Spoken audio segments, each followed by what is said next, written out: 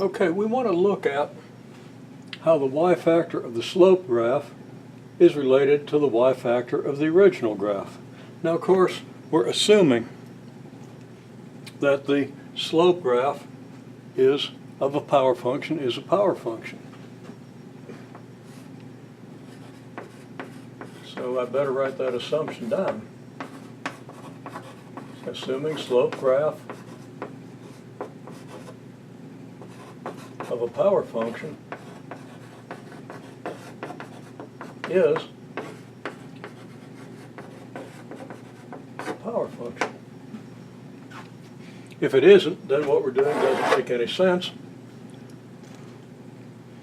So we would really need to establish this.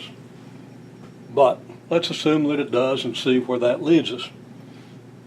Okay, well, I've got a few power function graphs here. They're basically three shapes a power function can have: concave up, concave down, concave up increasing, concave down increasing, and concave up decreasing. You can't have a concave down decreasing.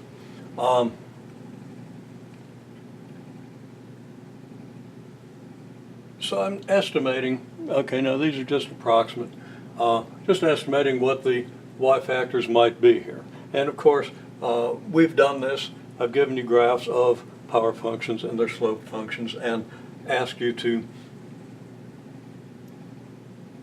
look at this relationship. So we want to just kind of summarize what we might find if we do that, or what you might have found when you did that. Okay, so let's say the y-factor here is 1.4, and we find by construction that the y-factor of the slope graph, which is in the same color, is 0.5.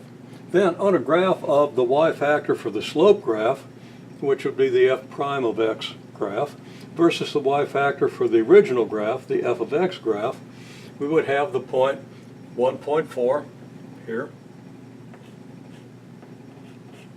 0.5 here.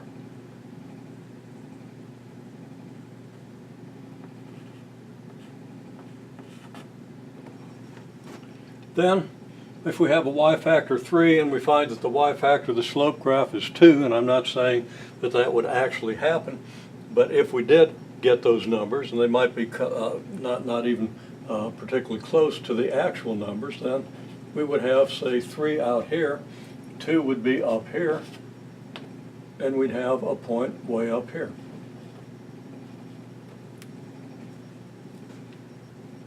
Now, it appears that the y-factor of the slope graph is decreasing when the y-factor of the original graph is decreasing, and it turns out that that is the case. The question then is, if we draw a graph of the slope, let's what if this graph is a straight line?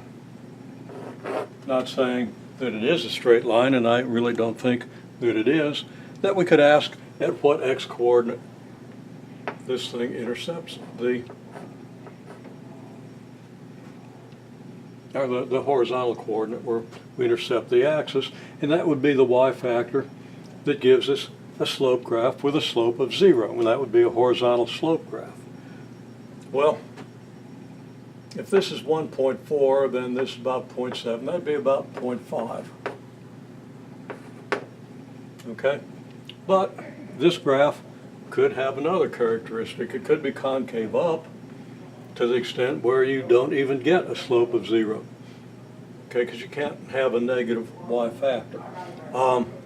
Actually, you could, but it wouldn't be a power function, and I don't want to go into that. Or it could be concave down, and maybe it looks like this. Okay, so interesting question. Where does the y-factor for the slope graph become 0? What's the shape of this curve? And furthermore,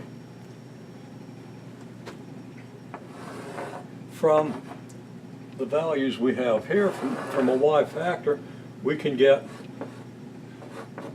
the value of p, as we just saw.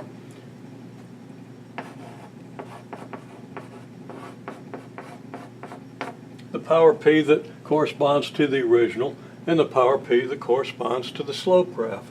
So what power p goes with 3, what power p goes with 1.4? What power p goes with a y factor of 0.5, what power p goes with a factor of 2?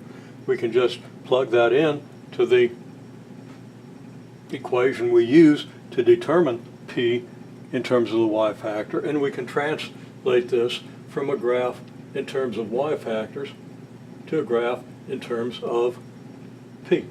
So this is the y factors.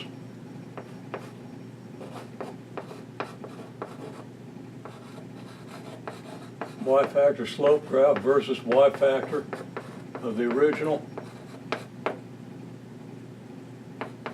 Left out some letters there. Or here, the power of the slope graph versus power of the original. I don't know why I keep wanting to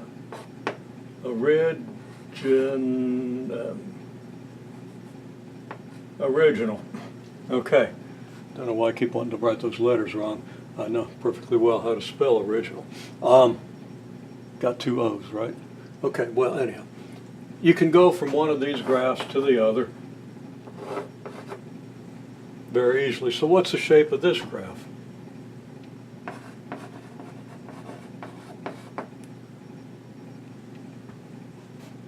Now there's an uh-oh here, and that's for graphs that are decreasing.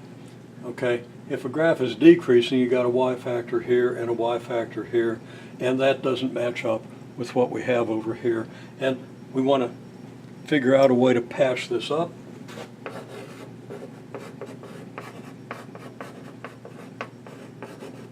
In our picture of y factors, and if there's no way to patch it up, then we kind of have an inconsistent theory. So I'm not going to address this right now. We'll address this as a class and see if we can figure out a way to patch this.